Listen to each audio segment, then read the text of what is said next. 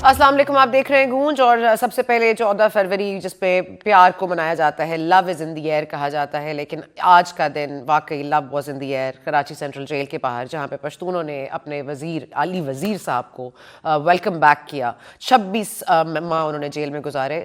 2020 अक्टूबर में उनके ऊपर केस बनाए गए, 4 केस उनके कराची में बनाए गए, कोई 14 केसेस उनके खैबर पख्तूनख्वा में भी काटे गए, FIR काटी गई।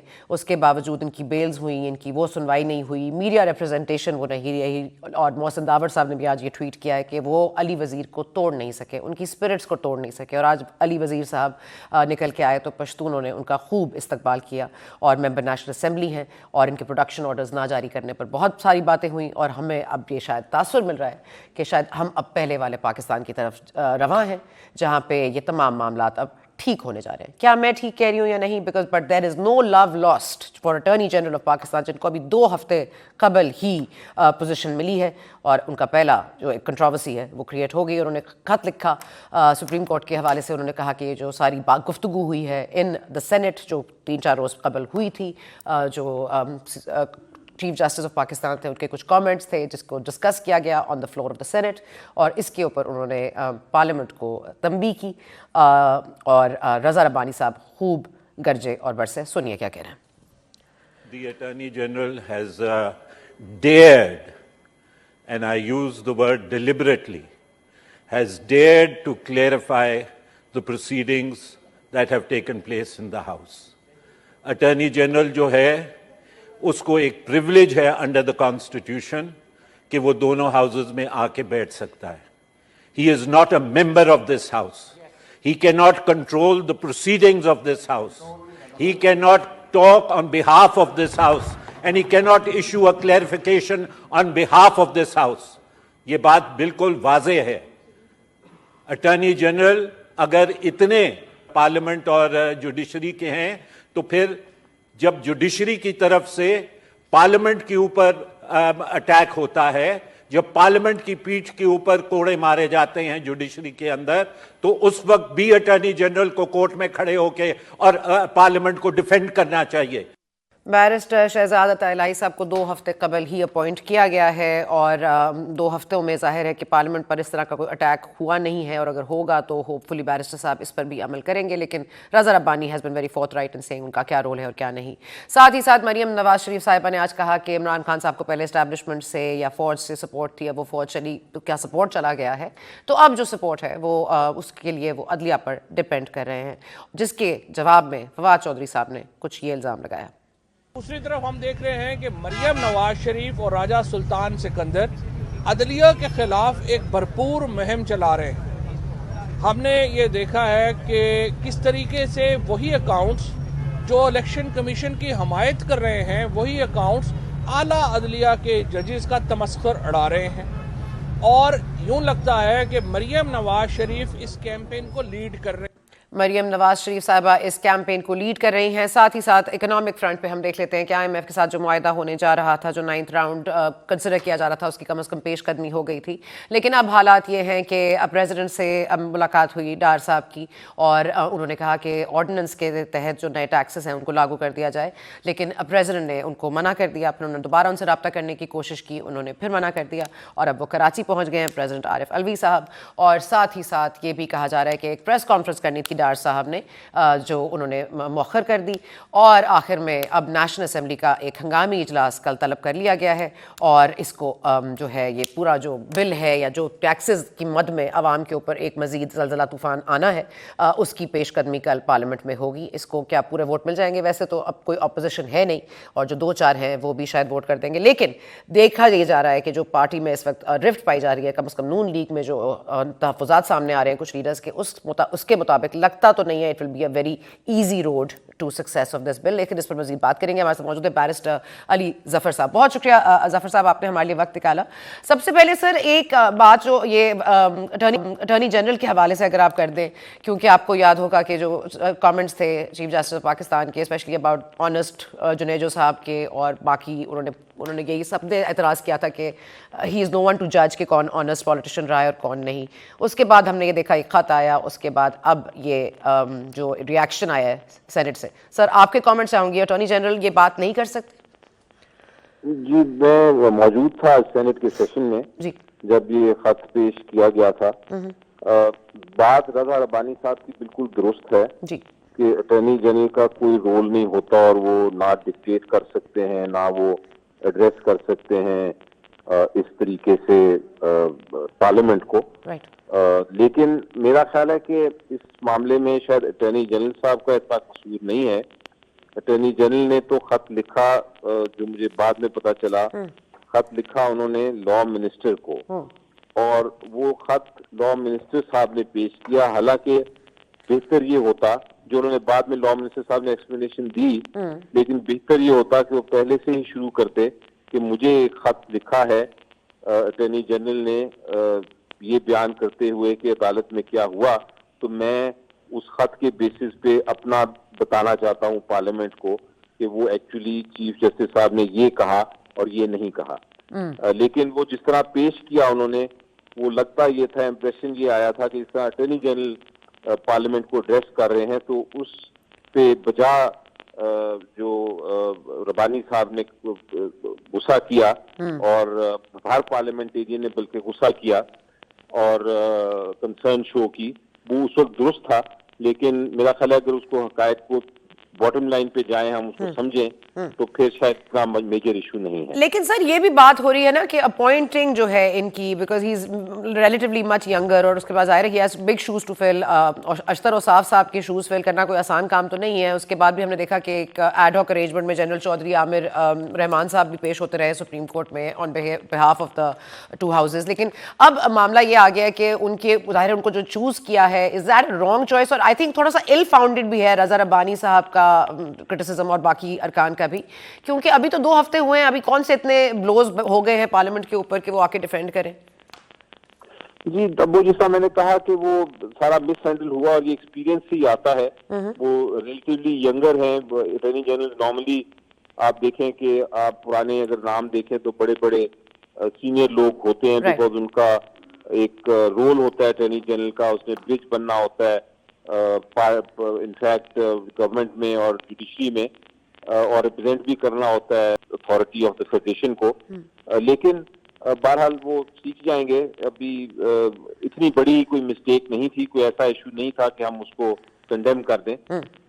उसको बेहतर तरीके से हैंडल किया जा सकता था। ठीक है सर, ये जो पकड़ धकड़ हम देख रहे हैं कि पाकिस्तान तहरीक इंसाफ के भी इस पर बड़े तहफ़्फ़ुज़ात हैं। आज अली वज़ीर साहब जो 26 माह बाद जेल से बाहर आए हैं, सर उसके हवाले से भी बहुत बातें हुई कि उनके प्रोटेक्शन ऑर्डर्स नहीं जारी हुए, स्पेशली पाकिस्तान तहरीक इंसाफ जब हुकूमत वक्त में थी। लेकिन उसके बाद ज़ाहिर है अपोजिशन भी जब हुकूमत में आई तो वो भी उनके लिए कोई रिलीफ नहीं पा सकी। लेकिन आज ये लग रहा है कुछ रिलीफ उनको मिला है। ज़ाहिर है ये सर इतनी लेट रिलीफ मिलने की कोई वजह ख़ास आपको लगता है?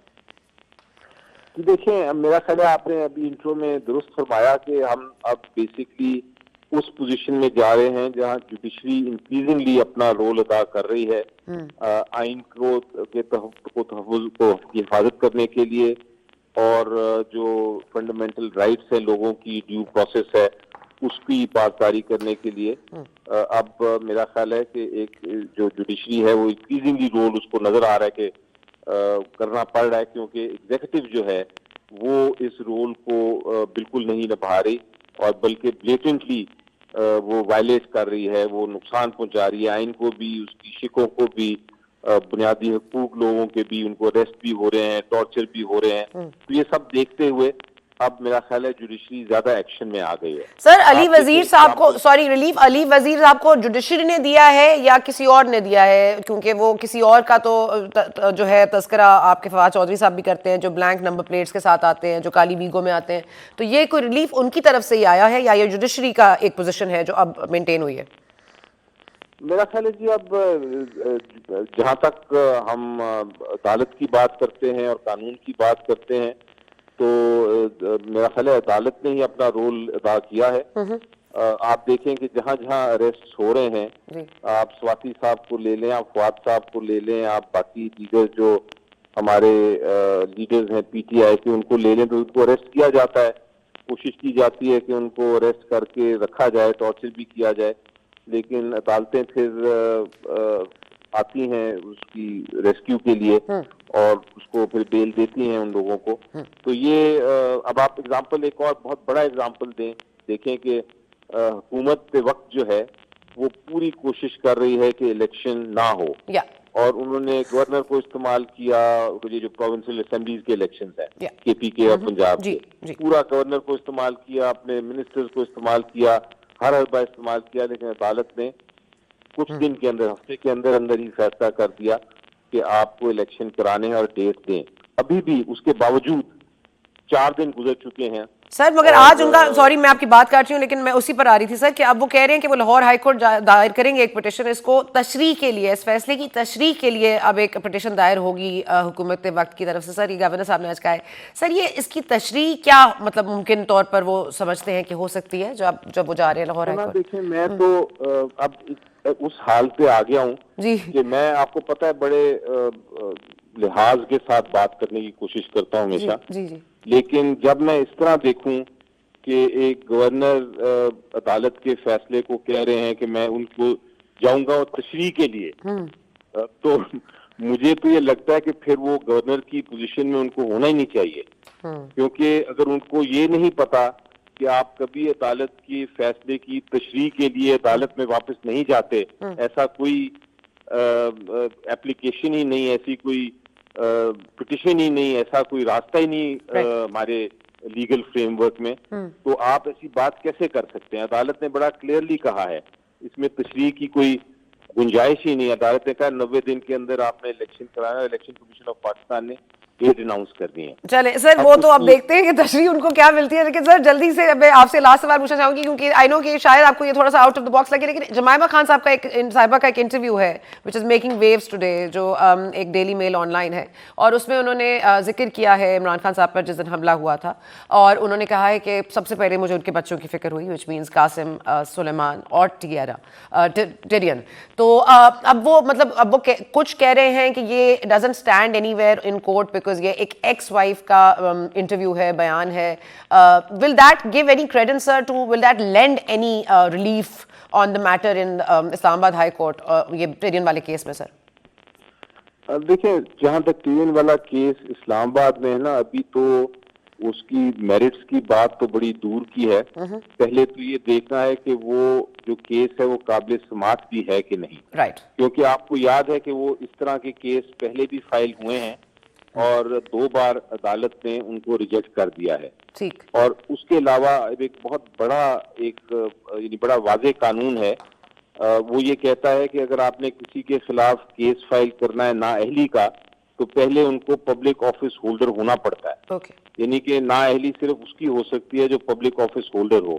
इमरान खान साहब इस वक्त पब्लिक ऑफिस होल्डर नहीं है, वो उनको डी-सीट हो चुके हैं। तो ये जब तक वो पब्लिक ऑफिस होल्डर नहीं होंगे, ये इस किस्म की नाअहली की दरखास्त जो है वो फाइल ही नहीं की जा सकती। ओके सर, ठीक है सर। वहाँ तो नाअहली की बात है, यहाँ तो शौकत तरीन साहब को भी गद्दार डिक्लेयर कर दिया गया है। इस पर आपका सर छोटा सा comment, then I have to move on. जी, मैं तो, आपको याद है, हमेशा से आपके प्रोग्राम पे भी पहले कहा है, इवन पीटीआई की गवर्नमेंट में जब किसी के खिलाफ गद्दारी की वो बात करते थे या केस फाइल करते थे, तो मैं ये समझाता था कि गद्दारी का केस बिल्कुल डिफरेंट होता है। वो एक बहुत ऊंचा और बड़ा सख्त क्राइम है, उसको फजूल तरीके से लोगों के ऊपर लगाना दुरुस्त नहीं। इसीलिए मैं, अगर उन्होंने कोई गलती की है वो शौकत तरीन साहब ने, तो वो गद्दारी तो नहीं बनती मेरी नजर में। वो एट बेस्ट आप उसको कह सकते हैं कि उनको ये नहीं करना चाहिए था, लेकिन वो कोई इतना बड़ा जुर्म नहीं है कि आप सजाए मौत दे दें उसकी। ठीक है सर, बहुत शुक्रिया आपका अली ज़फ़र साहब हमारे वक्त निकालने के लिए। आप हमारे साथ मौजूद हैं मुस्तफ़ा साहब, फॉर्मर मेंबर हैं पाकिस्तान पीपल्स पार्टी के, फॉर्मर सेनेटर हैं। बहुत शुक्रिया आपका मुस्तफ़ा नवाज साहब। आई नो कि आप भी बहुत खुशी महसूस कर रहे होंगे, आज फाइनली वो वक्त आ गया है जिसमें अली वज़ीर साहब को भी कोई रिलीफ मिला है, और of course about time. Sir, इस पर आपको क्या लग रहा है, कुछ हमारी जो मुक़्तदर हल्के हैं उनकी कोई रविश बदल रही है, कोई डिफरेंट पाथ लेने वाले हैं? Should we expect anything good in the coming days? Thank you Sana. मेरे ख्याल से वी कैन ओनली होप कि ऐसा हो कि सोच में तब्दीली आए और पाकिस्तान में जो बदलते हुए हालात हैं उनके मुताबिक अपनी सोच को इस्तवार किया जाए कि आज पाकिस्तान 75 साल गुजरने के बाद क्या एक मजबूत पाकिस्तान हमारे सामने है या एक कमजोर पाकिस्तान है। और अगर कमजोर पाकिस्तान हम इस नतीजे पे पहुंचते हैं कि हमारे सामने है, तो फिर हमें उन वजूहात के ऊपर भी गौर करना पड़ेगा कि वो क्या वजूहात थी जिनकी वजह से पाकिस्तान कमजोर हुआ। और फिर हमें ये अहद करना पड़ेगा कि हम ये दोबारा इन गलतियों को नहीं दोहराएंगे। सर, ये गलतियों से कोई सीख तो नहीं रहा? खोकर साहब सॉरी की बात काट ली, लेकिन गलतियों से कोई सीखना तो यहाँ पे कोई सीख नहीं रहा, क्योंकि अब देखें आप, डार साहब आज एक ऑर्डिनेंस के तहत नए टैक्सेस की मद में हमारे अवाम पर जब डालना है उन्होंने बोझ, IMF से मुआहदा तय करने के वाले से, कह रहे वक्त कम है तो आप ऑर्डिनेंस ले आए हैं। तो मतलब अब ये ऑर्डिनेंस लाने पे PTI को कहते थे, अब ये खुद ऑर्डिनेंसेस लाएंगे, पार्लियामेंट से अप्रूव भी नहीं करा सकते, हालांकि ऑपोजिशन ना होने के बराबर है। देखिए, ऑर्डिनेंसेस और इन चीजों को तो एक साइड पे रखें जहां पर तारीख की पाकिस्तान की सबसे बड़ी काबीना हो, 85 लोग उस काबीना का हिस्सा हो, मुल्क एक माशी बहरान से गुजर रहा हो, हर रोज आम आदमी की इस्तेमाल में जो रोजमर्रा अशिया है हर रोज उनकी नई कीमतें हों, तारीख की बुलंद तरीन इन्फ्लेशन हो पाकिस्तान में। अभी 7.5 रुपए यूनिट बिजली महंगी हुई, गैस की कीमतें डबल हुई, चंद दिनों में पेट्रोल डीजल ये महंगा होने जा रहा है। तो इस मुल्क में तो जो मिडिल क्लास है वो खत्म हो जाएगी। तो क्या ऐसे मौके पे 85 लोगों की काबीना की कोई दुख करती है? लेकिन इतने टोन डेफ है, इन्हें कोई एहसास ही नहीं है, इतने डिस्कनेक्टेड है मासेस से कि इन्हें अंदाजा ही नहीं है कि आम आदमी की जिंदगी कितनी मुश्किल है और ये कितनी बुरी ऑप्टिक्स है। तो आप इस हुकूमत को क्या आप इनसे वो करें कि जिनके अंदर इतनी बेसिक कॉमन सेंस नहीं है कि यार हमने इस वक्त अगर ये हम लोग वजीर लेंगे तो इससे अवाम के अंदर क्या पैगाम जाएगा।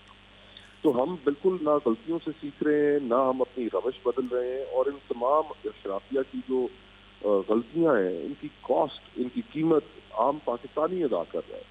इस मुल्क में मिडिल क्लास वाइप आउट हो गई है। जो आने वाली जो महंगाई की लहर है इस मुल्क में या सिर्फ गरीब होंगे या अमीर होंगे, उसके अलावा इस मुल्क में जो दरमियानी तबका है वो बिल्कुल फारिग हो जाएगा। तो हम इन हालात में भी नहीं सीख रहे, सियासत का ब्रेक डाउन हो चुका है, आइन के ऊपर अमल नहीं हो रहा, अदालतों के अहकामात को कोई वक़्त में नहीं लेकर आ रहा। तो ये एक फेल्ड रियासत का तस्वुर आपके सामने नहीं पेश हो रहा। तो और इसके अलावा फेल्ड, आपको क्या लगता है खोकर साहब, क्योंकि अब वो प्रिविलेज तो है नहीं जो पाकिस्तान तहरीक इंसाफ को था, या शायद हो भी, लेकिन मैं मतलब ऑन द सर्फेस तो नजर नहीं आता कि वो प्रिविलेज उनके पास नहीं है कि वो अब कहें कि जी हमारे नंबर पूरे कर दो। लेकिन आपको लगता है कि ऑपोजिशन तो वैसे भी ना होने के बराबर में ही है पार्लियामेंट में, लेकिन आपको लगता है इसको कोई रोड ब्लॉक होगा इसको मंजूर करने में? आपको लगता है क्योंकि खाकान अब्बासी साहब is speaking out and so is Miftah, अब ये बहुत ज्यादा एक रिजेंटमेंट नजर आ रही है PMLN के अंदर, खुद भी साद रफीक साहब हो गए, पीपल्स पार्टी में भी ऐसी आवाजें उठ रही हैं, बट क्या ये पार्टी पॉलिसी को बरकरार रखा जाएगा? विल एवरीथिंग रिमेन इंटैक्ट, या आपको लगता है कि कोई डाउनफॉल है इसका? सनम, मेरा तो ख्याल है कि हमें इस वक्त लोगों से सच बोलने की जरूरत है, और कोई सियासी जमात इस वक्त लोगों से हकीकत बयान नहीं करती, लोगों को बता नहीं रही कि हम कितनी मुश्किल सूरत हाल से दो चार हैं। IMF का जो इस वक्त कर्जा है वो हमें तो हर सूरत चाहिए, वरना हम डिफॉल्ट कर रहे हैं। अगर हम डिफॉल्ट करने के लिए तैयार हैं तो ठीक है, उसके जो कॉन्सिक्वेंसेज हैं फिर उसके लिए भी हमें तैयार रहना चाहिए, और वो बड़े तबाहकुन कॉन्सिक्वेंसेज होंगे। कर्जा हमें जरूर चाहिए, लेकिन वो कर्जा जो है वो वक्ती तौर पे पाकिस्तान को सिर्फ चंद माह के लिए स्पेस फिस्कल प्रोवाइड करेगा। जो हमें लॉन्ग टर्म इकोनॉमिक मेजर्स लेने की जरूरत है वो हम अभी भी नहीं ले पा रहे, हम उनसे कंसेंसस नहीं क्रिएट कर पा रहे। पहली चीज इकोनॉमिक स्टेबिलिटी के लिए आपको चाहिए पॉलिटिकल स्टेबिलिटी, वो हम नहीं दे पा रहे, और वो लगता है ऐसा है कि वो वक्त के साथ बढ़ती जाएगी। दूसरी चीज कि हमारी इकोनॉमी के ऊपर जो इस वक्त जो ड्रेन है स्टेट ओन्ड एंटरप्राइजेस का है, जो हमारे एक्सपेंडिचर्स हैं वो इस हद तक बढ़ चुके हैं कि हम कमाई कम कर रहे हैं और एक्सपेंडिचर ज्यादा कर रहे हैं। हमें इस चीज के ऊपर गौर करना पड़ेगा कि हमने अपने एक्सपेंडिचर कैसे कम करें। फिर हमें अपनी टैक्सेशन के निज़ाम को बेहतर करना पड़ेगा, हमें अपनी एक्सपोर्ट्स बढ़ानी पड़ेगी, हमें अपना जो हम बतौर एक सिक्योरिटी स्टेट के काम कर रहे हैं, बड़े अरसा से हम इस तरह चलते आ रहे हैं, हमें अपने साथ वाले ममालिक के साथ ट्रेड करनी होगी। पाकिस्तान को एक ट्रेड का हब बनाना पड़ेगा। ये जिस उसकी हम कहते हैं कि पाकिस्तान की ज्योग्राफी ऐसी है और वैसी है और बेगुनाह फायदे उठा सकते, तो 75 सालों में तो फायदा कोई नहीं उठाया। हर नेबर के साथ हमारे ताल्लुकात किसी का है। तो हमें बिल्कुल अपने आप को, पाकिस्तान नीड्स अ रीसेट। हम अगर अपने आप को रीसेट नहीं करेंगे तो ये रियासत, सर रीसेट तो तब होगा ना कि जिस तरह के आप गुफ्तगू कर रहे हैं खोकर साहब, विद ड्यू अपॉलॉजी, आप जिस तरह की गुफ्तगू कर रहे हैं उस तरह की गुफ्तगू कौन करने वाला रहेगी इस पार्लियामेंट में? कौन ये बात कर सकता है? और अगर जो कर भी सकता है वो आई थिंक बहुत कम है इन नंबर्स। तो आपको नहीं लगता री इमेजिनिंग पाकिस्तान के बाद जो आपने सेमिनार्स कर लिया, अब स्टेप 2 क्या होना चाहिए? Let's save Pakistan middle class and let's form a political party, because आपको अब नेक्स्ट फेज क्या है इसमें? देखिए, अभी तो हम 18 को just few days from now हम कराची के अंदर जो पाकिस्तान का माशी कैपिटल है, जो माशी हब है पाकिस्तान का, वहाँ पर हम अपना सेमिनार करेंगे। फिर उसके बाद हम लाहौर और फिर इवेंचुअली वाइट पेपर इस्लामाबाद में इसके ऊपर इशू करेंगे कि हमने क्या महसूस किया, क्या पाकिस्तान के प्रॉब्लम्स हैं और उनके सोल्यूशन क्या है। प्रॉब्लम से तो हम सब लोग वाकिफ हैं, अब सोल्यूशन की तरफ हमें जाना है और हमें पॉलिटिकल कंसेंसस बिल्ड करना है। उन सोल्यूशन की तरफ पूरी कौम को लेके आना है, पॉलिटिकल पार्टीज को लेके आना है जो आज एक दूसरे को सिवाय गाली देने के और कोई सियासत कर नहीं रही। तो ये सियासत ने घर घर के अंदर तफरीक डाल दी है, माशरे को पोलराइज कर दिया है। हमने अगर अपना कोई इकोनॉमिक पाथ बताना है, आज मैं अगर आपसे सिर्फ एक सादा सा सवाल पूछूं सना कि पाकिस्तान की क्या डायरेक्शन है, पाकिस्तान का क्या हदफ है, तो इसका जवाब आप गालिबन यही देंगे कि नहीं समझ आती कि पाकिस्तान की क्या डायरेक्शन है, पाकिस्तान का क्या अहदाफ है। तो हमें बतौर सर, लेकिन मुझे ये भी नहीं समझ आता कि पाकिस्तान को डायरेक्शन देने वाला कौन है। मैं तो ये भी नहीं आज तक समझ सकी। या तो कह रही है क्या डायरेक्शन है, मैं तो ये भी आज तक समझने से कासिर हूं कि पाकिस्तान को डायरेक्शन देने का हकदार कौन है। ये किसकी जिम्मेदारी है? हमारी है, पार्लियामेंट की है, इदारों की है? मतलब ये डायरेक्शन हम सब ने मिलकर ही कोई उसमें हेड करना है, not one person can call. किसी भी महज़ब माशरे में या वर्किंग माशरे में ये काम पार्लियामान का होता है, लेकिन पार्लियामान की इस वक्त जो हालत है वो आपके सामने है कि सियासतदान एक दूसरे के साथ बैठकर बात करने के लिए तैयार नहीं है। तो हमें आखिरकार चीजों का हल निकालना है, वरना हम बड़ा एक इम्प्लोजन की तरफ बढ़ते चले जा रहे हैं। चलो, we're looking towards you for a solution and see you in Karachi very very soon. Mustafa Sahab, thank you so much for joining us. वक्फा लेंगे जी, वक्फे के बाद फतियाना साहब और PMLN के नुमाइंदों से भी पूछेंगे कि इस वक्त वाकई क्या ऐसा टैक्स लगने जा रहा है जिसके लिए ऑर्डिनेंस लाने की जरूरत पेश आई, और ऑफ कोर्स जेल भरो तहरीक भी अब कोई रियलिटी है या नहीं है, और तशरीह का मामला क्यों उठा, इस पर बात करते हैं वक्फे के बाद। तो ऑफ ट्रैक है, मिडिल क्लास ख़त्म हो रही है और यहाँ पर हम देख रहे हैं कि कीमतें रोज़ बरोज़ ऊपर जा रही हैं। लेकिन ऑफ कोर्स हम बार बार हमें सुनने को मिलता है कि IMF का पैकेज हमने नहीं बनाया था। इस हुकूमत वक्त का कहना है कि ये इमरान खान साहब हमारे लिए बारूदी सुरंगें लगा कर गए थे। अब वो बारूदी सुरंगें जो हैं वो हम पर फटेंगी, और अब जो है वो टैक्स हाइक्स की एक्सपेक्टेशन है, जिसके लिए ऑर्डिनेंस पास करने के लिए डार साहब ने कोशिश की, प्रेसिडेंट आरिफ अली से मुलाकात भी की, लेकिन उसके बाद उसका कोई नतीजा नहीं निकल सका, और इसलिए कल वो बिल पेश होगा और कल इजलास भी तलब कर लिया गया है। इस पर मज़ीद बात करेंगे जी। अली गौहर बलोच साहब हैं, मुस्लिम लीग नून नवाज से हमारे साथ। बहुत शुक्रिया बलोच साहब आपने वक्त निकाला। ये फरमा दीजिएगा कि ये जो अब टैक्स हाइक्स हैं, क्या आपको लग रहा है इसमें कितना प्रेशर आप डालेंगे, और क्या उनसे भी टैक्स दिया जाएगा जो अभी तक अनटैक्सेबल रह चुके हैं? बिस्मिल्लाहिर्रहमानिर्रहीम। देखें, बात यह है कि जब कोई IMF से मुआहदा किया जाता है तो ये तो बड़ी क्लियर बात है कि वो स्टेट की तरफ से होता है, और इमरान खान साहब ने जो है वो हमेशा गैर संजीदगी का मुजाहरा किया है। पाकिस्तान की तारीख के सबसे बड़े कर्जे लिए, मुआहदे के ऊपर उनके दस्तखत थे, उनको बड़ा अच्छी तरह से पता था कि वो किस मुआहदे पर दस्तखत कर रहे हैं और किन शराइत के ऊपर कर रहे हैं। और साथ ही साथ जिस तरह से कि उन्होंने, जब उनको पता चला कि तहरीक अदम एतमाद जो है वो पास होने जा रही है, तो उन्होंने आप उस वक्त पेट्रोलियम की मसनूआत की कीमतें कम कर दी और ये सारा कुछ किया। तो मैं समझता हूँ कि ये मुल्क के साथ एक खिलवाड़ था। बहरहाल मुश्किल फ़ैसले करने पड़ रहे हैं और कर रहे हैं, इसके अलावा तो मेरा ख्याल है कोई और वे फॉरवर्ड भी नहीं है। तो ये तो मतलब है कि बड़ी क्लियर बात है कि सर 10 मीटिंग्स हुई, IMF की टीम यहाँ पर रही, 10 मीटिंग्स हुई। मेरा सवाल लीजिए, मैंने कहा 10 मीटिंग्स हो चुकी है यहाँ पर टीम IMF की। अब उन्होंने कह दिया है कि आपको टैक्सेस बढ़ाने हैं, आपको ये करना है, उसके बाद हम कंसिडर करेंगे कि आपको ये जो $6 बिलियन का जो फंड है वो हम देना है आपको कि नहीं देना है। अब इस उम्मीद पर कि कल बिल पास हो जाएगा, तो आपको कोई लग रहा है कोई रोड ब्लॉक होगा, कोई ऑपोजिशन नामी चीज़ है पार्लियामेंट में? देखिए, IMF के दरमियान और पाकिस्तान की हुकूमत के दरमियान एक ट्रस्ट डेफिसिट जो है, जिस तरह से कि मैंने पहले जिक्र किया है कि इमरान खान साहब ने जो कदम उठाए वो थे जो कि नहीं होने चाहिए। एक तरफ हम कर्जा लेते हैं, दूसरी तरफ से हमने ये समझा कि शायद IMF और वो इदारे भी हमारे मुल्क की तरह के जिस तरह से बात बात पे यू टर्न ले लेते हैं, तो वो तो मेरा ख्याल है कि इस तरह से मुल्क तो नहीं चल सकते। अगर आपने कर्जा लेना है तो फिर आपने जो एग्रीमेंट किया है उसको जाहिर है कि उन मुआहदों पर अमल दरामद भी करना चाहिए और होना भी चाहिए। तो बात ये नहीं है। हाँ, हम तो ये कहते हैं कि पाकिस्तान में फिर वही हमें ये कहा आ जाता है प्रोग्राम में, आपको पता है जी आप तो फिर वो 18 से शुरू कर देते हैं और 13 से कर देते हैं। ये करना पड़ता है। अगर हम शाको सबाक की बात नहीं करेंगे तो किस तरह से मट्टी डाल के हर दफ़ा आगे तो नहीं बढ़ जाएंगे। तो उन लोगों को कटहरे में लाना चाहिए कि जिन लोगों ने तारीख के सबसे बड़े कर्जे लेकर इसके बावजूद मईशत को ना संभाल सके, मईशत को की तबाही की, उन कर्जों को अगर लिया तो कोई रोड मैप नहीं दिया, कट कहाँ से लगाना है, कौन तो से उसका जिम्मेदार आपके नजदीक शौकत तरीन साहब है। अब मेरा ख्याल है यकीनी तौर शौकत तरीन साहब ने तो वो भी जुर्म किया जो आपको पता है कि अपने सूबाई वज़ीर ख़जाना को रोका कि वो IMF को जो है जी मैं कह रही हूँ वो गद्दार भी हो गए। आज की खबर तो यह है कि वो गद्दारी का मुकदमा भी लग रहा है। लेकिन ये फरमा दीजिएगा सर कि ये आप लोग जो फिच की रिपोर्ट भी अगर देख लें वो कह रहे हैं कि 2 सूरतें हैं पाकिस्तान की इकोनॉमी के फ्यूचर में। एक तो सूरत है डिफ़ॉल्ट की, खुदा ना करे, लेकिन और दूसरी जो है वो ये है कि आपको अपने जो कर्जे हैं उनको दोबारा से रीस्ट्रक्चर करने की ज़रूरत पड़ेगी, क्योंकि आप कर्जे देने की पोजीशन में नहीं होंगे। या तो कर्जों में रिलीफ मांगिए या फिर IMF से डील करके डिफॉल्ट होने से बचिए। तो ये दोनों, you are caught between the devil and the deep blue sea. तो अब इमरान खान साहब तो जो कर गए सो कर गए, लेकिन अब क्या करें?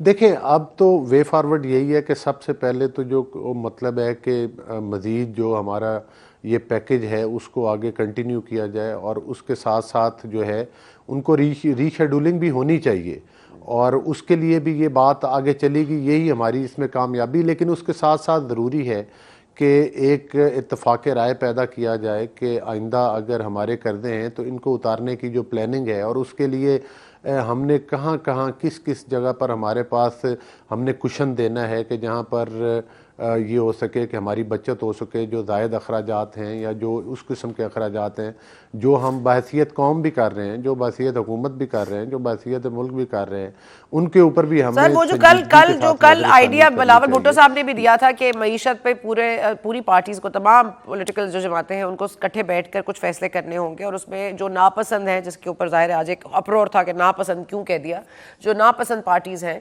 उनको भी बैठना पड़ेगा और उनको बैठना चाहिए। तो इस पर आप ऑन बोर्ड है सर ये साथ बिठाने में? और अगेन मैं वो सवाल करूंगी कि कल आपको लग रहा है कि पार्लियामेंट में आप उनको कन्विंस कर पाएंगे? जिस तरह मीडिया तो कन्विंस नहीं है आपकी इस चीज़ से कि सिर्फ इमरान खान साहब की वजह से इतनी महंगाई हो रही है। जाहिर है इसमें एक डिले फैक्टर मिफ्ता साहब का भी था, उसके बाद डार साहब की कुछ कंडीशंस थी कि हम आंखें दिखाएंगे, हम ये करेंगे, हम उनकी डिक्टेशन नहीं लेंगे। तो हमने इसमें काफ़ी वक्त बर्बाद किया है। तो यही जो है एक्सक्यूज़ इमरान खान साहब भी पहले लेते थे कि IMF नहीं जाऊँगा, फिर वो फाइनली गए। तो हमने यही कहा कि आप इतना लेट गए कि आपने हालात को इस दहश पर ले आए। तो आपका भी डिले सर बगैर किसी कॉज और कंसर्न के तो नहीं दरगुजर किया जा सकता। इसलिए मैं सिर्फ ये कह रही हूँ कि आप कल पार्लियामेंट को एतमाद में ले सकेंगे? आपको लगता है ये बिल मंजूर हो जाएगा? देखें, यकीनी तौर पर जो हमारे इत्तेहादी हैं पार्लियामेंट में वो इन नाजुक मामलात को समझते हैं और हमारी अपनी पार्टीज़ में भी ये मैं समझता हूँ कि इत्तफ़ाक़ राय पाया जाता है कि जिन गंभीर हालात से मुल्क गुज़र रहा है ये तमाम की इज्तिमाई ज़िम्मेदारी है। लेकिन साथ ही साथ ये है कि जिन हालात की तरफ हम बढ़ रहे हैं, अगर हम इन चीज़ों की रिस्पॉन्सिबिलिटी फ़िक्स नहीं करते, अगर मिलकर इकट्ठे नहीं बैठते, अगर वही इंतशार सियासत करेंगे, ये देखें इधर एक बड़ी नाजुक लाइन है कि जो लोग सिर्फ ये चाहते हैं कि वो सिर्फ बाई हुक और क्रोक इक़्तिदार में आए, इक़्तिदार हासिल करें। यकीनी तौर पर डिले हुआ, ये किसी भी सियासी पार्टी के लिए एक मुश्किल फ़ैसले थे, इस पर सोचना पड़ता है। ज़ाहिर है सियासत की कुर्बानी देनी है, बहुत बड़े मसाइल हैं। ज़ाहिर है जब टैक्स लगते हैं, जब मुश्किल फ़ैसले करने पड़ते हैं तो सियासी नुकसानात होते हैं। हम अपने हिस्से का सियासी नुकसान उठा रहे हैं और उठाने के लिए तैयार हैं। लेकिन ये नहीं है कि जिन लोगों ने ये तमाम खिलवाड़ किया है वो सिर्फ मुल्क में पॉलिटिकल ड्रामे और स्टंट ही करते रहें, कभी असम्बलियाँ तोड़ दें, कभी असम्बलियों के बाहर चले जाएं, कभी असम्बलियों से अंदर आ जाएं। तो ये रोड मैप भी देना होगा, रिस्पॉन्सिबिलिटी भी फिक्स करनी होगी, उन लोगों को भी फिर कटहरे में लाना होगा, आवाम के कटहरे में भी और कानून के कटहरे में भी, कि जो बार बार इस मुल्क के साथ ये खिलवाड़ कर रहे हैं, और इन चीज़ों का तदारक भी होना चाहिए। तो मैं समझता हूँ कि ये सिर्फ एक पार्टी के ऊपर, ये एक हुकूमत के ऊपर ज़िम्मेदारी डाल देना, ये भी कोई इंसाफ पे मबनी तकादा नहीं है कि ये चाहे मीडिया पे कुछ लोग बात करते हों या कुछ हमारे सियासी मुखालफिन बात करते हों। हम तो कहते हैं कि आएँ हमारे साथ बैठ कर इन चीज़ों के ऊपर बात करें और और देखें कि आपने क्या गुल खिलाए हैं। जिसने अपने हिस्से के देखें, सर वो तो आ रहे हैं, आप कभी उन पे पार्लियामेंट का दरवाजा बंद कर देते हैं, कभी आप उनके इस्तीफे मंजूर कर देते हैं। वो 43 लोग आने के लिए बेकरार है, आप उनको आने तो दे, कल देखते हैं आपका बिल का क्या होता है। उनको आप आने देना। ये क्या इसके बाद ही अप्रूव करने के बाद मिनी बजट आएगा, फिर मिनी बजट देख रही हूँ सर। सना बुच्चा, आप क्या समझती हैं कि वो लोग क्या इस चीज़ के जिम्मेदार नहीं हैं कि जिन्होंने असम्बलियों में देखें 2013-18 में क्या हुआ था, जब हम समझते थे कि हमारा जो मैंडेट है वो चुराया गया है, इसके बावजूद हम सर 2018 का आप लोगों ने जो बदला है वो 2022 में लिया, वो भी इमरान खान साहब से लिया, और अवाम से बदला ले रहे हैं। अब आप इमरान खान से बदला नहीं ले रहे। आप तो एक बंदे को भी एक हफ्ता नहीं रख सकते जेल में। उन्होंने तो आपको 90 दिन के रिमांड किए हैं। आज उनको 26 माह बाद बेल, आज वो रिलीज हुए हैं, अली वजीर साहब। ये आप लोगों का हाल है। और आप मतलब हुकूमत में नहीं थे तो आप कहते थे अली वजीर के प्रोटेक्शन ऑर्डर जारी करो, उनको रिहा करो। इसके बाद इतनी लंबी खामोशी, आपके 9 महीने इन पावर के बाद अब उन्होंने कोई जेल से बाहर निकलने के उनके इम्कानात भी जाहिर हुए, वो खुद भी निकल आए। लेकिन अब ये सारा कुछ उन पे डाल देना जी नहीं सना, बात ये नहीं उन पर डाल देना। मुझे बताएं अली वजीर किसके टाइम में गिरफ्तार हुए, और आज अगर बेल हुई है तो किसके टाइम में हुई है? जाहिर है कुछ अदालती पेचीदगी है, बेल तो हो गई थी, रिलीज आज हुई। लेकिन हम डे 1 से कहते थे कि जी वही जाहिर है ना, मतलब है कि वो फिर उसमें अदालती मामलात आ जाते हैं, कुछ रुकावटें आ जाती हैं। लेकिन उनका असम्बलियों के अंदर आना जाना भी बदनीति पे मबनी था, असम्बलियों के अंदर आना भी बदनीति पे मबनी है। अगर वो संजीदगी के साथ किसी रुख की तरफ बढ़े तो हम उनसे बातचीत करने के लिए तैयार हैं। लेकिन अगर वो सिर्फ मुल्क को सियासी तमाशा बनाना चाहते हैं, एक सियासी मेला लगाना चाहते हैं, कभी असम्बलियाँ तोड़कर, कभी असम्बलियों के अंदर और बाहर आ जाकर, तो मेरा ख्याल है अब उसकी गुंजाइश नहीं है। अगर हम सियासी कीमत चुकाएंगे तो फिर उनका भी एहतसाब होगा, फिर उनको उनकी भी जवाबदेही ज़रूर होगी हर कटहरे में कि वो हर कटहरे में जिनका जवाबदेही होनी थी। मेरी बात सुन लीजिए, मेरी अर्ज सुन लीजिए। मैंने कहा फवाद चौधरी साहब जिनके ऊपर मुकदमा बना, उसके बाद उनको इलेक्शन कमीशन की फैमिलीज को धमकाने के जमरे में उनकी बात आई, उनको बुरी लगी। आज उन्होंने राजा सिकंदर साहब जो आपके मतलब हेड है ऑफ इलेक्शन कमीशन, उनको वो कह रहे हैं कि वो मरियम नवाज साहिबा के साथ मिलकर एक कैंपेन कर रहे हैं अदलिया के खिलाफ। अब उनको तो आप नहीं सुधार सके। वो पहले छोटे रैंक के अफसर के बारे में बात करते थे, आज वो उनके हेड पे पहुंच गए हैं। तो आप लोगों के किसी भी रवैये से या किसी को खींचने के या किसी के आगे कोई रोड ब्लॉक लगाने के या कोई केस दायर कर देने से क्या मामला बदले हैं? क्या उन्होंने अपनी गुफ्तगू का तरीका चेंज कर लिया है? क्या उनके इल्जामात रुक गए हैं? या तो कोई चीज थमे भी ना इन केसेस से? बिल्कुल, जो आपका मौक़िफ़ है वही मेरा मौक़िफ़ है कि जो लोग मीडिया टॉक करते थे, यही फवाद चौधरी साहब, और धमकियां दिया करते थे फ़लाँ को गिरफ़्तार कर लें, फ़लाँ को जेल के अंदर बंद कर दें, उसको 2 साल जेल में रहना चाहिए, उसको 3 साल रहना चाहिए। आज खुद 2 दिन जेल में रहे हैं तो आंखें भर आई हैं। ये तो जेल भरो तहरीक का ऐलान कर रहे थे, आंखें भरो वाली बात। कमिंग सून है जेल भरो तहरीक, एक रियलिटी आपको पता है, उसका आगाज कर देना है उन्होंने। आपने 90 दिन में इलेक्शन ही बनाया तो 89th डे पे आप देखिएगा जेल भरी हुई होगी सर। जी वो जेल भरो तहरीक के जो मेरा ख्याल है इनके वो जो थे एक फ़र्द, तो वो मेरे ख्याल है मुल्क से बाहर चले गए हैं, जिसको इसका तमाम का इंचार्ज बनाया गया है। और बाकी बड़ी सिंपल बात है, ज़मानतें वापस ले लें खान साहब, और बाकी सारे जो ज़मानतों और अदालतों के पीछे छुपे हुए हैं तो जेल भरो तहरीक शुरू हो जाएगी। आ जाएँ जी बिस्मिल्लाह, देखते हैं कितने देर। खान साहब की वो तस्वीर भी आज भी सोशल मीडिया पर है, जब वो अपने इसी जो है ज़मान पार्क के दीवार फलांग रहे थे घर की, और पूरी पाकिस्तानी कौम ने देखा था। मेरा ख्याल है बातें करने में और अमली तौर पर कुछ करने में। अच्छा सर, आप बड़ा बातों पे आ जाए। आप लोग ये बताएं कि आप तशरीह के लिए जा रहे हैं, आपके गवर्नर साहब ने कहा है वो तशरीह के लिए लाहौर हाई कोर्ट जा रहे हैं, जो फैसला आया है इलेक्शंस के हवाले से कि 90 दिन में इलेक्शंस होने चाहिए। अब ये तशरीह इसमें क्या करनी है? देखें सना, इंतहाई मादरत के साथ बात यह है कि जब परवेज़ इलाही को एक मुतनाज़ अदालती फ़ैसले के ज़रिए चीफ़ मिनिस्टर बनाया गया, तो उनमें से जो बेंच के जजेस थे उन्होंने ये भी लिखा कि ये एक दूसरा आइन लिखा जा रहा है। तो मतलब है ये कोई मेरी और आपकी बात तो नहीं है, ये एक जज की जो उस बेंच का हिस्सा थे उनके रिमार्क्स हैं जो मैं आपको बता रहा हूँ, जो फैसले का हिस्सा है।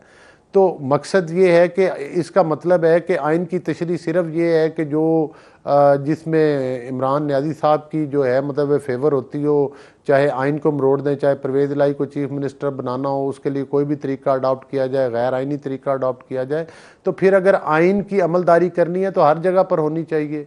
और अगर फिर मुल्क के हालात ही इस नैज पर पहुंचा देने हैं कि जहां पर आपने मुल्क की आप इलेक्शंस कराने की नियत है आपकी पार्टी की इलेक्शंस कराने की नियत है? देखें, इलेक्शन कमीशन का काम है, वो इलेक्शन कराए। हम तो एक पॉलिटिकल पार्टी, हम इलेक्शन सर इस्लामाबाद हाईकोर्ट का फैसला है ना, इस्लामाबाद में आपको फैसला दिया गया कि इलेक्शन कराया, आपने करा लिया इस्लामाबाद में बल्दियाती इंतखाबात, वो भी तो फैसला है। आपने अगर इलेक्शन कमीशन की बात इतनी माननी होती तो फिर आप वहां भी कर लेते, करा लेते। हाँ जी सना, मुझे एक बात बताएं जी। ठीक है, आपका सवाल हमारे से या हमारी पार्टी से बनता है, लेकिन एक आपकी वसातत से चले मैं सवाल करता हूं कि ये बताएं कि जो पिछली असम्बली थी उसमें ये एक कानून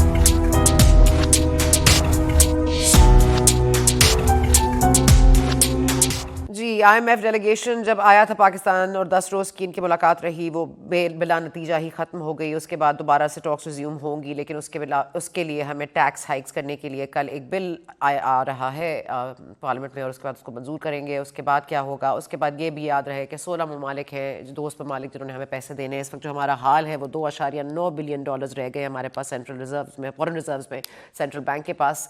और अब ये रफली कोई 2-2.5 हफ्ते चलेंगे हमारे इंपोर्ट्स के लिए, उसके बाद ये पैसे भी खत्म हो जाएंगे। फिच की रिपोर्ट हमारे सामने है जो बहुत डिस्टर्बिंग है कि हम डिफॉल्ट की तरफ जा सकते हैं, वरना हमें अपने जो कर्जे उतारने की स्ट्रक्चर है उसको भी बदलने की कोशिश करनी पड़ेगी। $6.5 बिलियन का बेल आउट प्रोग्राम है, जिसके लिए हम $1.1 बिलियन के मद में हमें पहली किस्त मिलनी है। और उस किस्त के ना मिलने पर पाकिस्तान का क्या होगा, लेकिन उस किस्त के मिलने के बाद जो दूसरे एवेन्यूज हैं जो पाकिस्तान अपने दोस्त ममालिक से पैसे लेगा, जो $16 बिलियन बनते हैं, अब वो भी किस मद में आएंगे और आएंगे भी या नहीं, अब ये एक बहुत बड़ा क्वेश्चन मार्क है। डार साहब की परफॉर्मेंस पे भी और मिफ्ता साहब के इल्ज़ामात पर भी ये एक चुपता हुआ सवाल आपके लिए छोड़ते हुए जा रहे हैं कि फ़ैसले अगर वक्त पर ना किए जाएं तो इनके असरात बहुत ज़्यादा तवील मुद्दत तक भुगतने पड़ते हैं, आपको भी और अवाम को भी। हमें इजाज़त दीजिए, आपसे मुलाकात होगी कल के प्रोग्राम में। Thank you for watching today.